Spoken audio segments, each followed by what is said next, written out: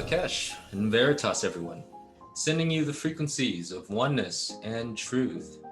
You are tuning into Other Sun's weekly Suncast podcast, bringing you elevated topics focused on expanding ourselves and humanity into becoming truth and moving into oneness.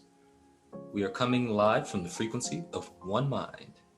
Highest elevation, we have LaOta of the Sun, architect of this vibrant organism who provides of the Sunners wisdom and guidance so they can find the truth to be free. I am Tarvars of the Sun, certified instructor and practitioner of the Sun modalities and creative director behind Of the Sun's artwork, programs, and sessions. And we have Jessica of the Sun, author of 50 Women Anthology and an advocate for Of the Sun, currently learning the teachings. I greet you all in Lakesh and Veritas with honor and respect. In Lakesh and Veritas with honor and respect. And we greet you back with In Lakesh and Veritas and honor and respect. Yes, I'm loving that honor and respect sauce that's on top. You know, it's tasty, it's warm, it's a whole different experience. Yeah, put a little respect on that. Yeah. I like that. Put some respect it's on warm, it. full of microbiome allies, right? Absolutely. We want to begin by calling for truth. Shall we call for the truth? Shall we call to see the truth in our experience, to hear the truth in our world, and to be able to speak the truth? And shall we ask that the truth come forward into our experience? Call for the frequency of truth so that all may really see the truth. So this is the best way to start anything. Yeah, certainly. And our topic today, we're going to be speaking about our recent class, Soul Translation Level 1, brought to us by LaOta of the Sun. So we have had a very full month, shall we say, in preparation for this class, as well as going through the class. It is 10 days, about 30 hours. 3 hours a day, and it's 3 weeks long, so it's pretty much the whole month. So we're nearing the end. Today's the last day, and boy oh boy, there's been so much expansion all over the board. So we're gonna dive deep into some of the topics regarding soul translation and the ideas associated. So one of the soul translation is many modalities. Some of these are quite esoteric. Some are what we would call mystery school topics.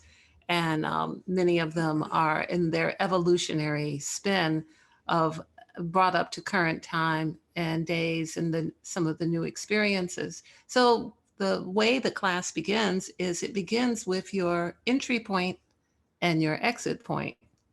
The entry point is the point at which you are conceived and then launched, so to say, into this dimension. The exit point is the many different opportunities you have to opt out legally, so to say.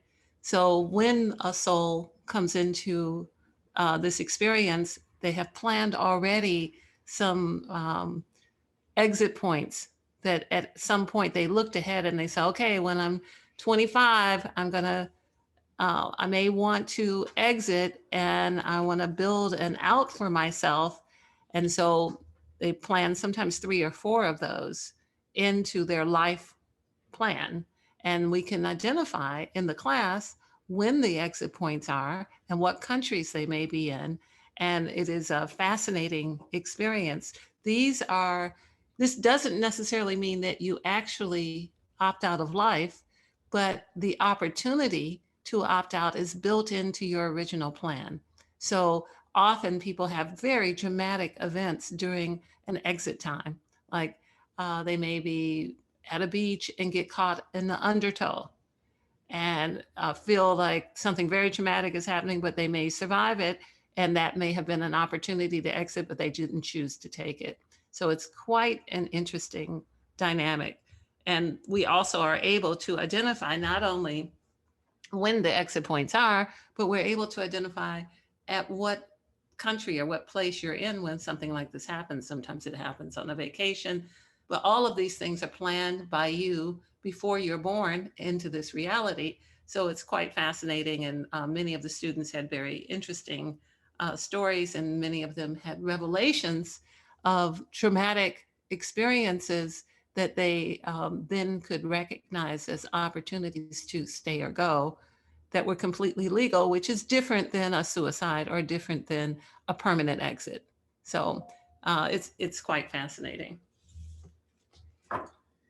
Yeah, so exit points, entry points, this thing it's so fascinating because, again, I use the word expansion because I was expanded.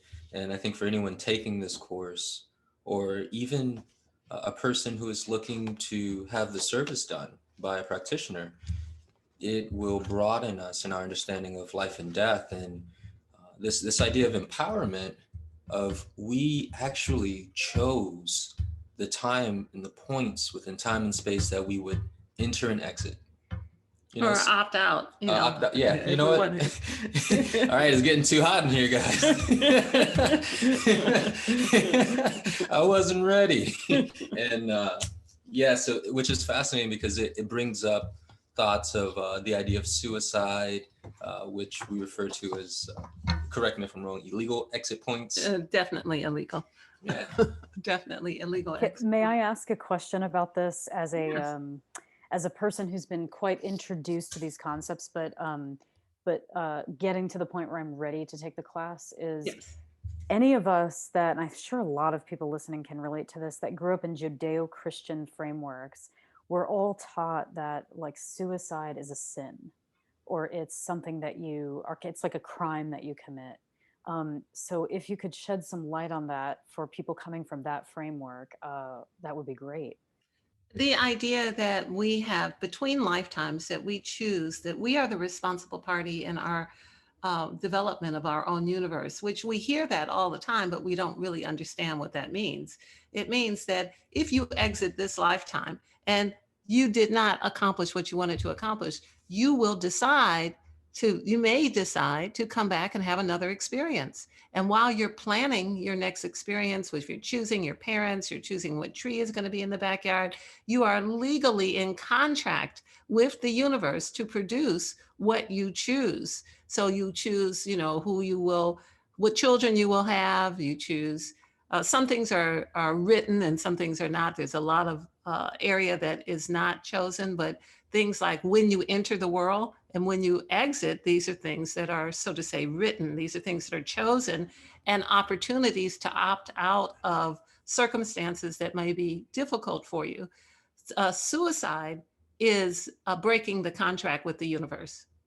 That means you're in contract with the universe to do certain things. You've written down your program, you've given yourself some outs, and when you do suicide, you have disregarded the contract and broken the contract with the universe and yourself. So, in that sense, the understanding that that is not a wise thing to do is correct,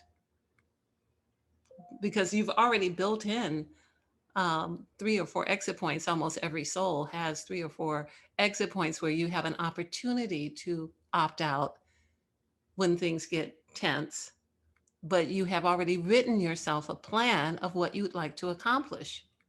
So for you, one glaring understanding would be you wrote in that you were going to bring forward the stories of 50 women. That was part of your plan. That's something that you have accomplished, but it's not everything that was in your plan. It's one of the many things that were in your plan. Exactly. So I Yes, still have an agenda before. yes. Yeah. And when we don't satisfy our own agenda, it is our own situation. It is us and our own idea. You write up a calendar for yourself, and if you don't accomplish what's on your calendar, you wrote it up, you will change it the next time around. You'll ask for something different. It's not the way people think it is, in terms of there's somebody dictating to you what you have to do. You decide what your matriculation process and your learning experience will be, just like when you go to college and you choose your classes. So this is really echoing these tones of responsibility and accountability on all levels of our experience, how high up or how broad reach. It's ever pervasive. It's in everything, is what I'm saying. This is so relevant because the people who are taking the class are already property clearers. They already understand how to get information in the unseen. They have already awakened their endocrine systems, their hypothalamus, their pituitary. All of these things are already in the process of awakening and opening, where the communication between the upper levels of intelligence can get through to them. However, often, because we live in a world where everyone is pointing at everyone else, people are not in the full understanding that they are the responsible party in their experience, and that the government or the CDC or your doctor or your lawyer or your Indian chief is not the responsible party in your life. You are. And so this really brings it home when you look at exit points, because you realize you factored them in for yourself. You factored in this fact that you might opt out at a certain time if things got too hot in the kitchen, so to say. And it's perfectly fine because you wrote it into the plan. So there's no detriment with that. It just means that you opt out. Now you'll have to come back and take those courses again or change your course plan, just like you would if you were in higher education, which is literally what you're doing. You're in higher education. Does that answer your question? Oh, that totally does. Yeah, completely.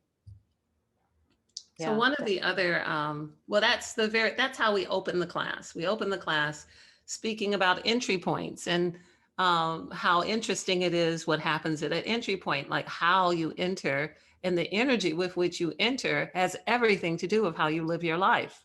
So if the parents who produce a child have the energy of exuberance and vitality and excitement, they produce a certain type of child who now is infused with that energy. And if the parents are lackluster and bored with each other and they produce a child from that energy, often those children have a failure to launch. They stay home. They don't feel like doing anything.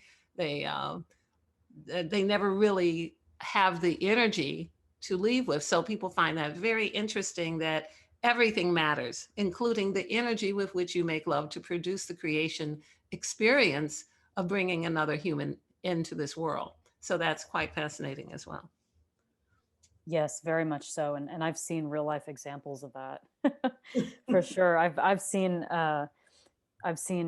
couples who had that failure to launch child, and you could always tell that there was something in the marriage that, or the relationship, that was just, they just didn't seem to be right for each other. So, Or the circumstance that we find ourselves in this world is that we're being diminished by so many things that are not in accord with us: our food, our relationships, our work.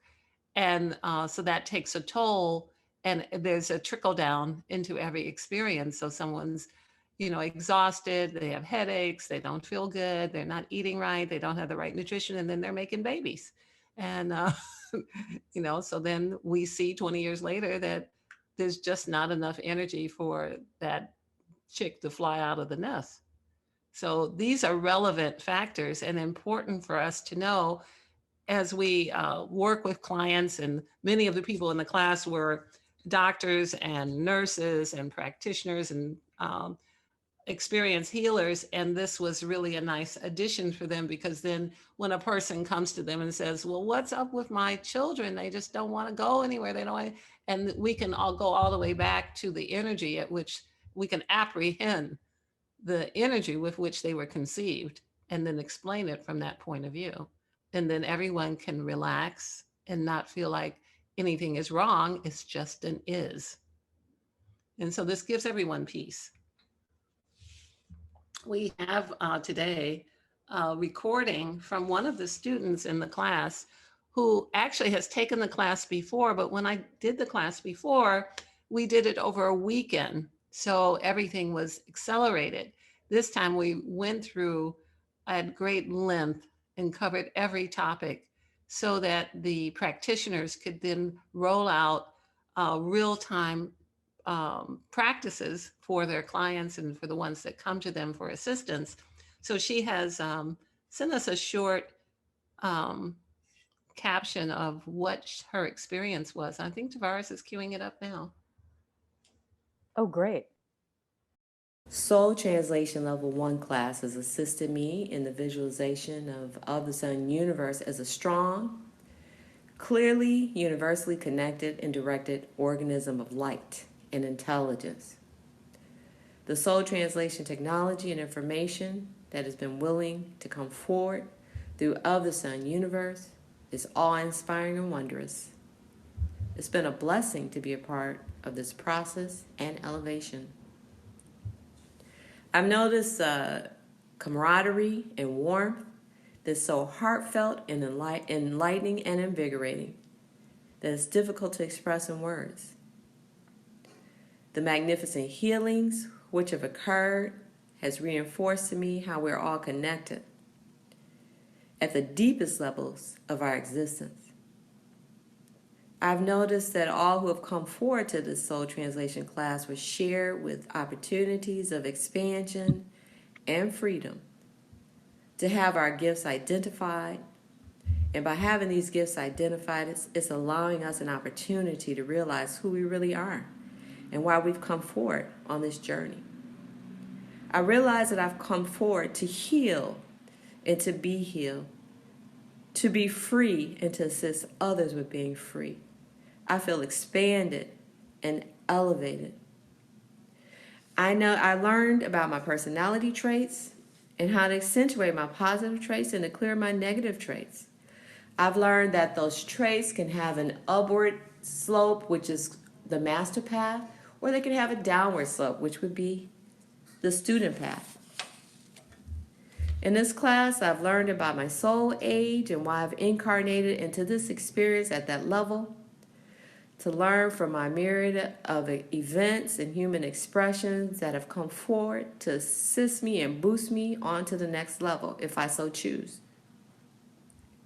I've learned how to identify mental causes of disease in mind, body, and soul, how to enhance my elevation through color in foods, environment, and in clothing.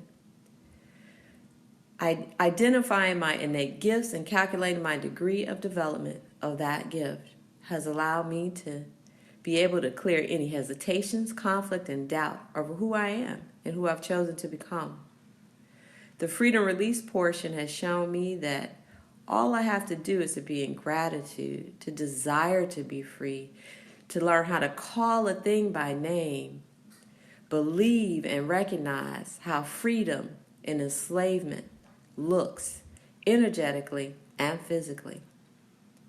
I'm now conscious of recognizing how to protect myself and my energetics from those who are looking to steal them, to get my pennies back energetically. And I will not allow anyone or anything to take them from me again.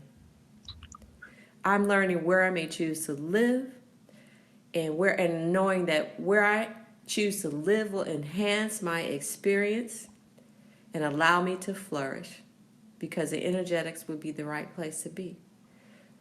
This class process has taught me how to be a more elevated expression of myself through universal oneness and truths. I realize that I am supposed to be free, that all things and all people were made to be free.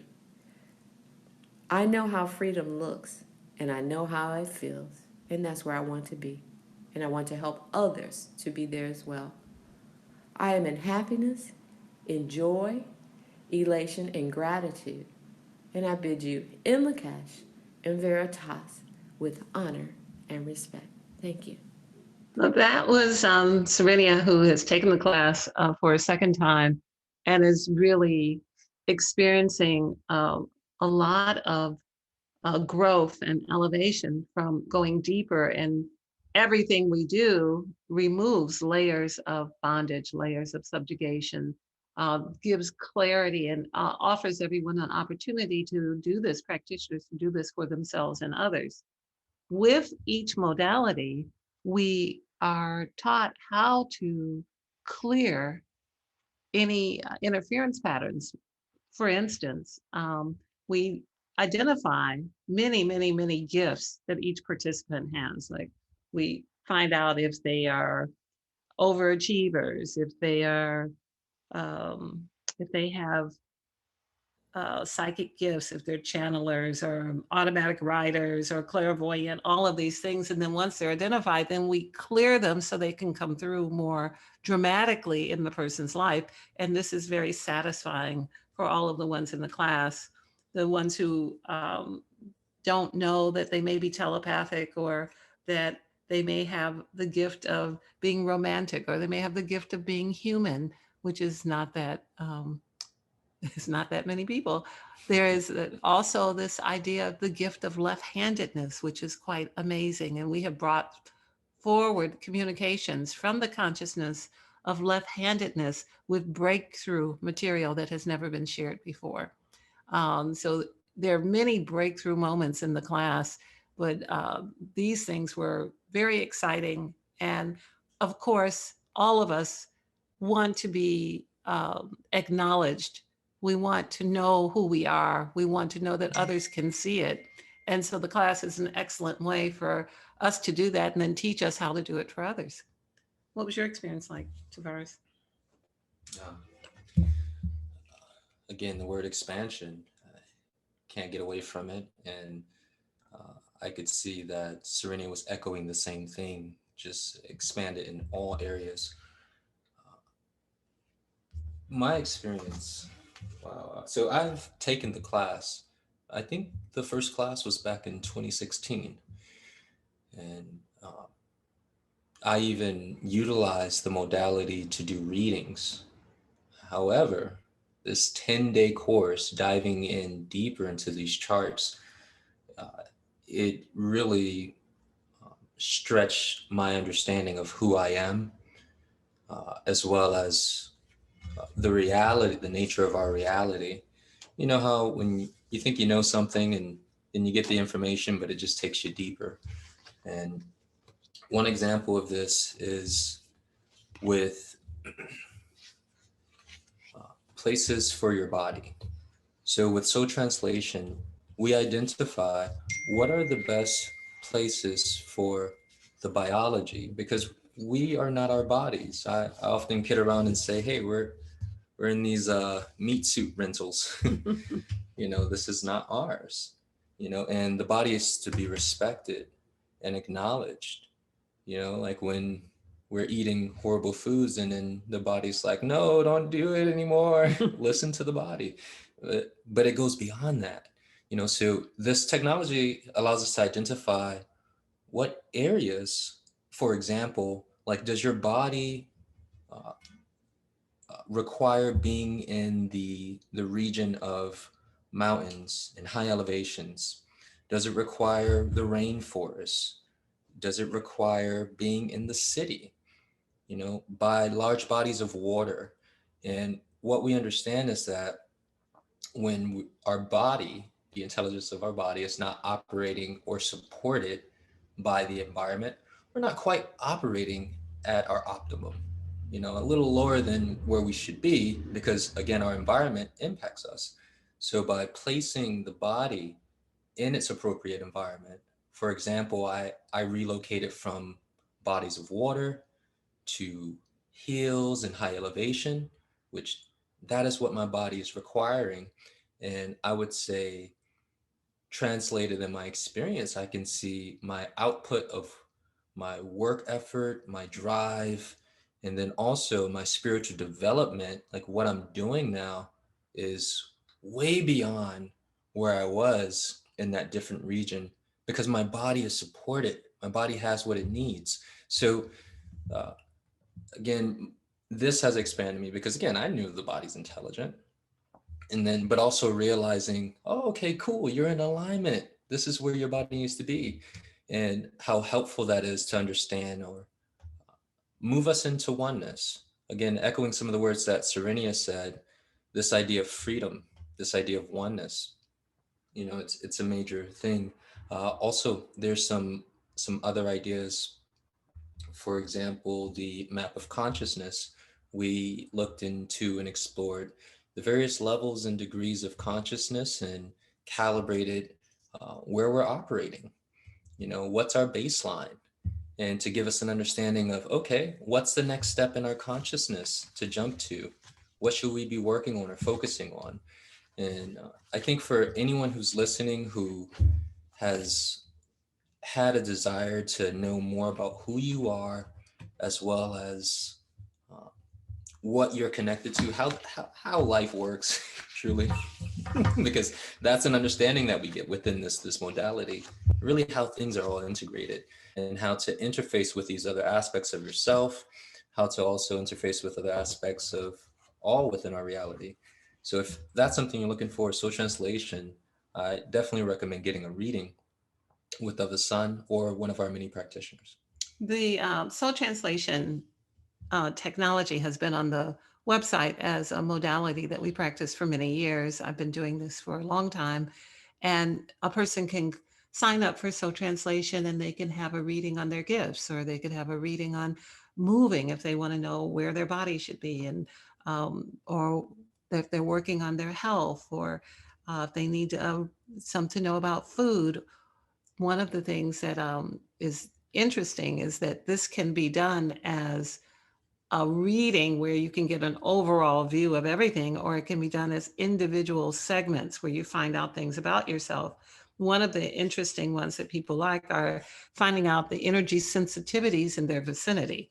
So that means we can find out if you're sensitive to animals, or if you're sensitive to the altitude, or if you're sensitive to the barometric pressure, or are you sensitive to candida? Is that in your vicinity? Are there chemicals in your vicinity? Are there chemicals in your food?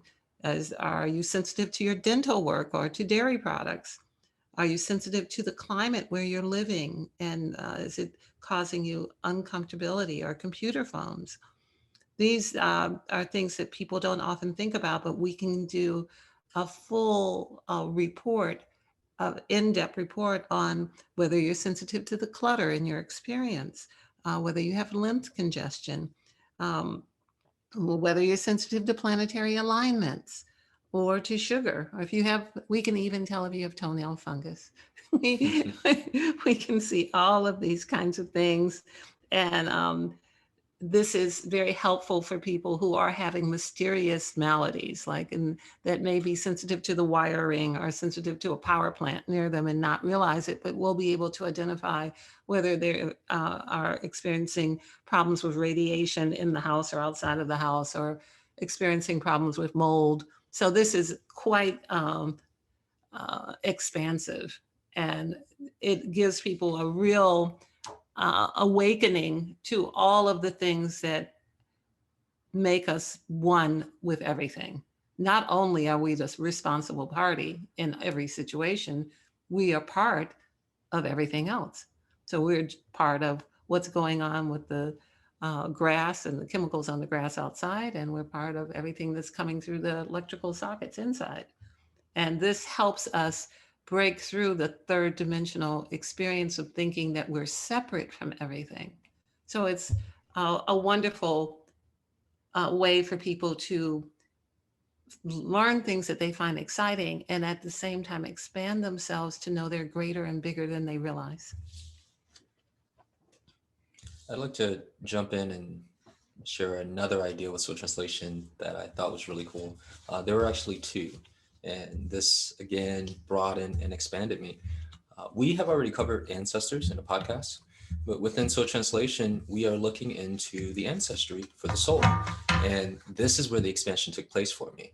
So in doing this process, I was looking in such a linear way at the ancestry. I was looking at, okay, my mom and dad, their parents, and so forth. And I thankfully was corrected before I got too far off the rails, where it was shared with me that, no, we are looking multidimensionally at you, all aspects of you. So we are essentially including in ancestry other dimensions of realities, parallel realities. There is so much more going on that is flowing into us, and the opportunity to clear these extensions that expand beyond the time and space that we're in. So again, this just stretched me, because again, when we think of especially most people, when we think of ancestry, we're just thinking in such a linear time, and we don't even, most people don't know 4 generations back. But we are looking at not only ancient ancestry across all various regions of the world, such as Europe, Africa, South America, Asia, but we're also looking at civilizations that are no longer in existence, like Atlantis, Lemuria. We're also checking to see how much of you are human or off-world, alien, because we have those here, right? I mean, all of us are from somewhere else, but there are beings that were created for this planet, and many that weren't, that are in their meat suit. So again, just very expansive of stretching me and understanding who I am, just how grand we all are, and how interconnected it all is. I know Jessica has had her ancestry done too, and may have some thoughts or questions, because it is surprising.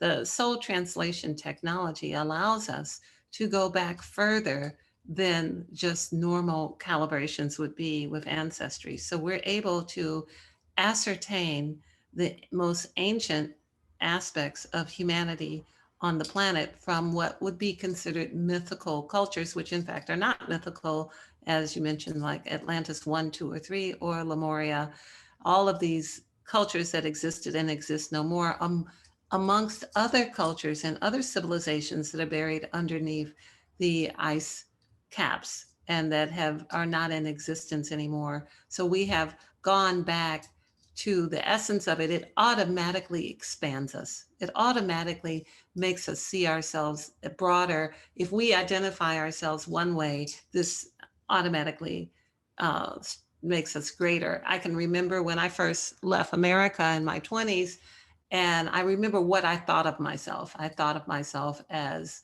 a Black woman. After I went to Europe, I didn't think of myself that way anymore. I thought of myself as an American because of how people perceived me when I was somewhere else. And then when I went to Africa, I thought of myself even in a different way. So every time I traveled, I was expanded in how I thought of who I was. And it didn't mean that I wasn't any of those things, but I became more of everything based on how people perceived and interacted with me on an energetic basis. So this is really no different than that. As you look at your ancestry, when we do the ancestry work for you and you see it, it automatically expands you. And you know that you may have had ancestors who were from South America and you think you're German, or you have ancestors that were from Egypt and you think that you're an American Indian. So all of these different things let you know that we are more than the sum of our parts. And this is very expansive for us to feel oneness, which is really one of the messages of Inlakesh, is that we are all one. And that if we knew we were all one, there would be much less suffering, because the separation would automatically disappear. There would be no separation. So it has been a wonderful class. We're going to have another class in June, which will be part 2 of part 1 of soul translation. And we have many people graduating from the class today who will be adding this to their repertoire. These are healers who are already working, who will be adding soul translation to, there'll be over 25 modalities that they'll be able to roll out to their clients and be able to participate in or do things for their family and themselves. So it's very exciting. We wanted to share that with you and make sure that you were aware that amazing breakthroughs are happening. All kinds of wonderful things are coming forward. New understandings are coming forward. One of the things that we learned from the consciousness of left-handedness is that we should balance ourselves on our left foot sometime, just to work with the receiving or the feminine side of the body to strengthen it. And I had never experienced that before, but that communication came through from the left side of the body, balance on the left side.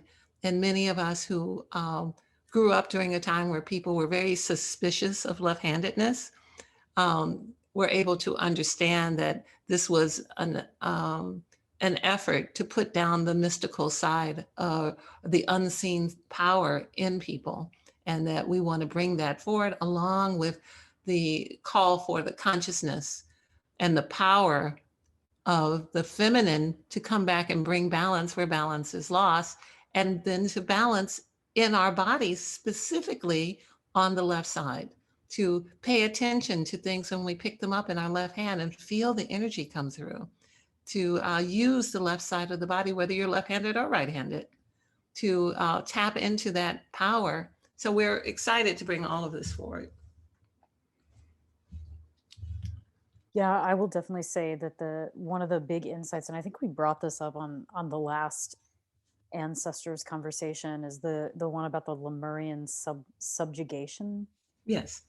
This is a pattern I have seen many times in my life, and I started to question it, like, why does this thing keep happening? Why as a talented person am I in either roles that are like below the level I should be, and it was funny when I got that insight. I was just like, OMG, this explains everything.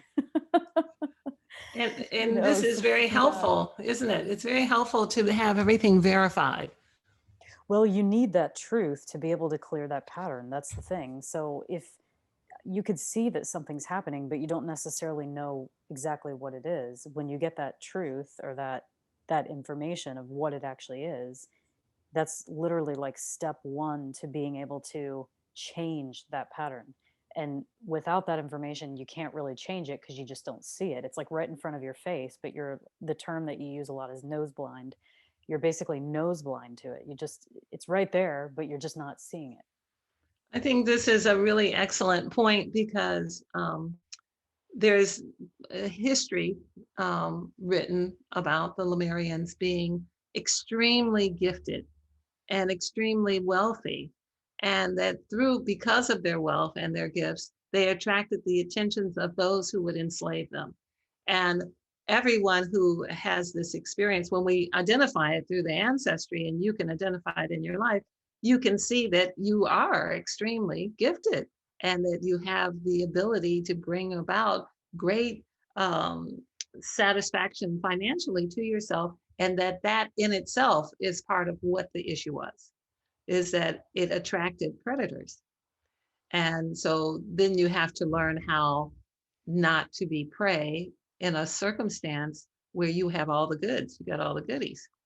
So that's very interesting, I think, for you in particular personally, but also for all of the ones who have some level of that going on, where they keep finding themselves falling into an experience where it's not as satisfying as it should be because they're still not free, even though they have all these gifts and they have all this money, and they're still not free. And I think many people find it difficult to understand, well, how come that's the case?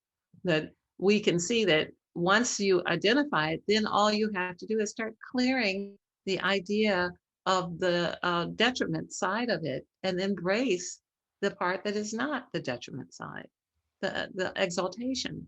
So I think that was an excellent example, and I'm so glad that you brought that forward. So we're really looking forward to doing more with this, and the bringing soul translation more to the forefront of our clients and to those who come to the Of the Sun site. Soul translation, they can truly, you could have a soul translation every week for 52 weeks. There's enough material there that every time you had a conversation, you'd be talking about a different aspect of expansion, oneness that was specific to the person. Or you could have, as Tarvars was doing after the first class for years, he was giving people like a general reading, just using the material from like what's going to happen next in their lives, and what are the sensitivities, and all of these kinds of things that people need to know to help them move forward. So we're excited about this coming forward again in such an exciting way. All of the students are thrilled, And we're going to see more from this. I'm sure we'll also be letting you know and having you aware of all of the different things that'll be happening with it. Do you have anything final or any further? Yes, I'd say that anyone who has an interest in taking the soul translation class, it all starts with soul clearing. Start from square one, baby.